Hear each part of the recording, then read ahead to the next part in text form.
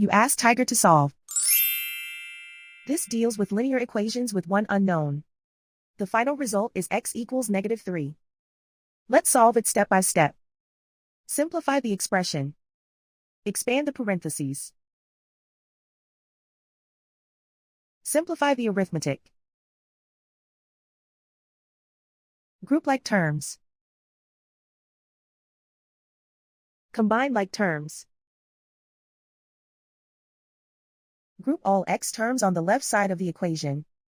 Subtract 6x from both sides. Group like terms. Simplify the arithmetic. Group like terms. Simplify the arithmetic.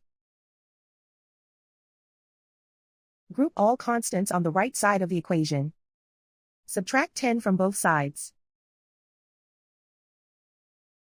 Simplify the arithmetic.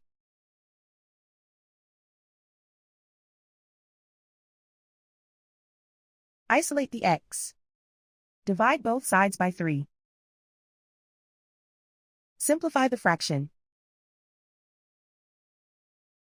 Find the greatest common factor of the numerator and denominator. Factor out and cancel the greatest common factor.